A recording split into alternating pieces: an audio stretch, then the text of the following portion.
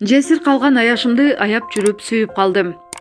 Спутник Кыргызстан купуялуулук шарты менен окурмандардын жеке турмушуна байланышкан көйгөйлөрдү жарыялап келет. Психолог менен баарлашуу рубрикасынын бул жолку чыгарылышында аяшына арзып жүргөн кишинин каты жарыяланмакчы. 2 жыл мурун жакын досум 35-ке чыкпай оорудан каза болуп калды. Бир кызы бар эле. Азыр ал 5 жаштан өттү. Төшөктө жаткан досумду сурап барып калсак, үй бүлөмө каралаша жүр дегени жүрөгүмдө калыптыр. Көзү өткөндөн кийин анын аманатын аткарайын деп бат-баттан үйүнө барып азык түлүк, тамак ашын ташып, батиринин акчасын төлөштүм. Досум эле иштечү, аяшым кызын карап үйдө эле. Батири да өздөрүнүкү болбогондуктан боорум ооручу. Өзүмдүн чакан бизнесим бар. Акчам Кудайга шүгүр кенен болгондуктан бул үй бүлөдөн эч нерсе аяган жокмун. Жубайым менен аяшым жакшы сүйлөшүп катышкандыктан ал абалын сурап тез-тез бара берчүбүз. Кызы да көп барганга мага аябай жакын. Ошентип жардам берип, аяшымды аяп жүрүп, аны кантип жакшы көрүп калганымды билбей калдым. Досумдун келинчеги оор басырыктуу, токтоо, ар нерсени орду менен сүйлөгөн жакшы адам.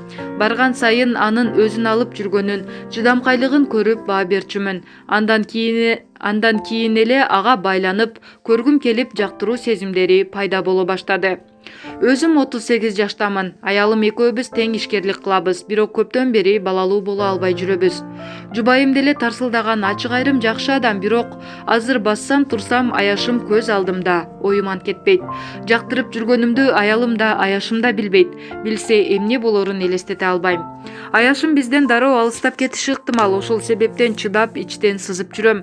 Ушинтип жүргөнүмө жарым жылга чукулдады. Башында өтүп кетер деп ойлогом. Жок, тескерисинче сезимдерим күчөдү. Азыр аяшым тигүү цехине жумушка кирген. Бир ирет ага дүкөн ачып берүүнү сунуш кылсам, соодага жокмун деп койду. Ишенесиздерби?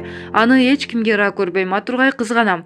Тең туштар болуп отуруп калганда аны да сөзсүз жаныбызга алып алабыз. Ошондо дос балдар кучактап же жакшы сүйлөп койсо, каным кайнап кетет. Ошол себептен өзүм аны карап турайын деп дүкөн ачып берүүнү сунуш кылгам. Иши кылып, бул 40 жашта башыма келген сүйүүбү же жөн эле байлануубу билбейм. Эч нерсеге карабай алып алгым келет.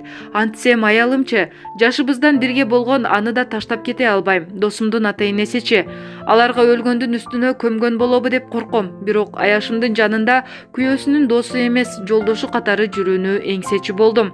Кызын өз кызымдай багып алат элем. Гүлнара Жасолова, психолог. Кат жазган киши жакшылап ойлонсун, сезимине алданып кийин тилин тиштеп калбагыдай болушу керек. Чындыгында кээде ушундай аёо, боор ооруган сезим жакшы көрүүгө, сүйүүгө өтүп кетет. Жазган катына караганда бул киши чындап эле аяшын жакшы көрүп калгандай, ошентсе да жашы 40-ка келип калыптыр. Сүйдүм деп баарын таштап басып кеткендей жаш бала эмес. Жети өлчөп бир кес деген сөз бар. Мындай учурда сезимден да акылды биринчи кезекке койгон туура. Бизнесим бар, аялым экөөбүз чогуу иштейбиз дейт. Бул деңгээлге деле өзү жалгыз жетип калган жок да. Аялы төрөп бербесе да анын ишкерлигинин түптөлгөнүнө убагында ден соолугуна карабай салым кошкондур. Жубайы балалуу боло албай жаман болуп жүрсө, ага кошул-ташыл күйөөсү аяшына кетип калса, ал үчүн чоң стресс болот. Муну да эске алганы дурус. Ысыгына күйүп, суугуна тоңуп жүргөн жубайды сыйлаш керек. Башканы өлүп талып сүйгөн учурда да аны аяган жакшы. Жубайы атайын балалуу болбой жаткан жок да. Эгер экөөнүн ортосунда сый болсо, аялы бул кишиге жакшы мамиле жасап, көзүн карап турса, анда сезимди экинчи кезекке койгону дурус. Эгер бул үй бүлөнүн оту күйүшпөй бара жатса, анда башка маселе. Кандай болгон учурда да сөзсүз психолог менен бетме-бет отуруп сүйлөшүүнү сунуштайм.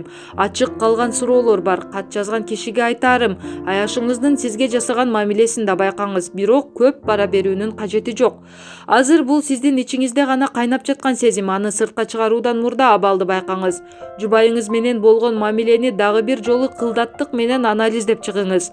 Аяшыңыздын жашоосуна баш отуңуз менен кирип кетүүнүн кажети жок. Бул үй бүлөнүн бузулушу мамлекет бузулганга барабар. Аны кайра калыбына келтириш оңой эмес. Ошондуктан ойлонуңуз.